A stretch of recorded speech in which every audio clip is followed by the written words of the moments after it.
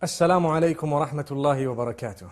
May the peace and blessings of the Almighty be on one and all. Today we will be discussing another very, very important topic, and that is what we see around us. What do we see? We see a lot of things. One of them is everybody is running. Everybody is racing. Racing to do what? Racing to get more, to have the latest, to have everything the others have and even more and better, and to see who has the best and so on. This is more like a rat race, the race behind materialism. If we are to run behind materialism, materialism has no end. A lot of the times the example that people give is that of the mobile phone. We always want the latest, even if the phone we have does our job and it is good and it has been faithful to us. We still want to change it. We want to update it. Sometimes when we cannot even afford to have a mobile phone, and we would have it, we would borrow, we would live on that which is credit, in the sense that we owe people and we don't even have the means to own something and we want it. The same applies to a motor vehicle, where you have a person who has a car, they've barely afforded it, but they want another one. They want to update it, and they keep on updating it, and they look at the other one, and they want that one as well. And then they are never happy with what they have, because they see what others have. We are taught as Muslims, be happy with what you have. Look at what you have, concentrate on it, and thank the Almighty for what He has given you and for where He has placed you. And this is the contentment of the heart that is required by a believer. And we need to know, yes, if you can afford it very comfortably, then go to it. And maybe perhaps you are allowed to have it. But what you do need to understand, and I do need to understand as well, is that I need to tailor-make my life according to my budget. What I have is the budget.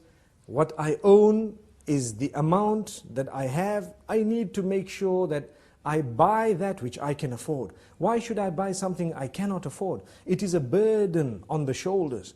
It is something that will bog me down. It is always a worry in the mind. Some people have, and we've seen this happening even in advanced countries, some people have lived on credit all their lives. So they have a job, the job pays them a good salary, their car is on hire purchase, the furniture is on hire purchase, the television on hire purchase, the computers on hire purchase, the phones on hire purchase, the furniture, everything on hire purchase. So much so that even their holidays are not yet paid for.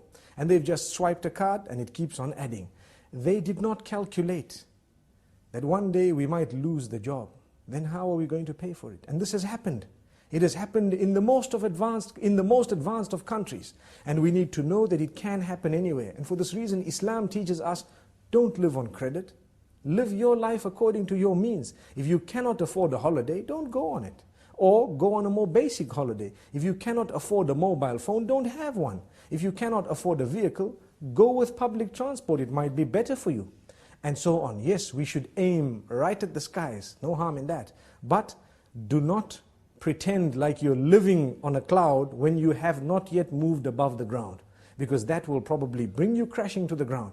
And this is why we say the race towards materialism does not stop. It continues.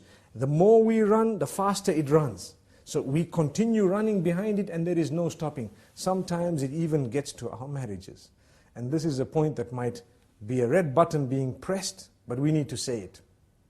When a person is used to changing everything, every time a new model is out, they want a new car, a new phone, a new watch, a new this, a new house, some people who are weak, it might even seep into their marriages where they no longer are interested in their own wives. Why? There is a new model out, so to speak. What does that mean? There is someone who wears a different type of clothing, who has a different cut, different likes, and everything is totally different, much younger and so on. We need to be careful.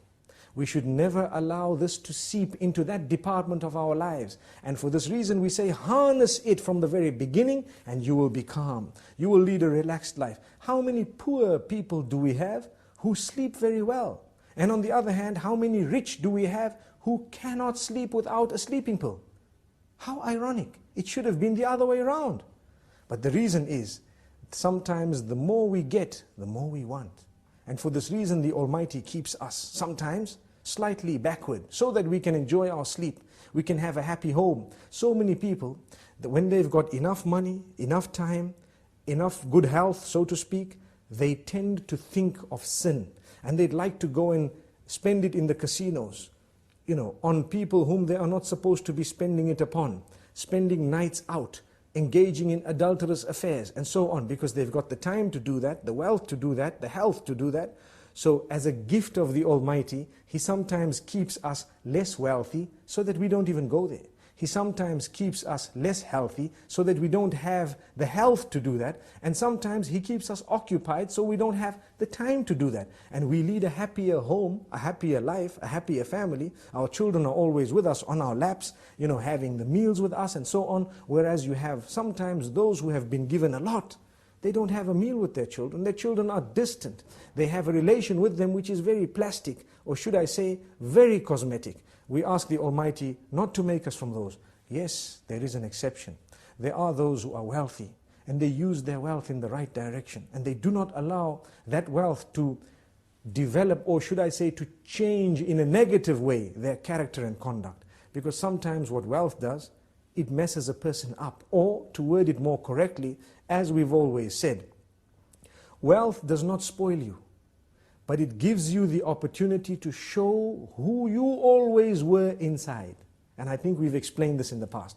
Like someone working for a boss, and his boss tells him something he doesn't like, he might be very upset, he wants to show it, but because he's not as wealthy, he cannot show it. So he says, yes sir, thank you sir, okay sir. But his heart is bubbling and bursting with all this, want to actually clarify and to answer back. He hasn't done it because of his standing. The minute he gets wealth, the wealth did not spoil him, but it gives him a chance to answer back and say, who do you think you are? If you have, we have as well. And for this reason we say, we need to have the best character and conduct prior to when we've had wealth, whilst we have the wealth, and even after it's gone. And when we remain humble, we won't suffer depression if we suffer a loss.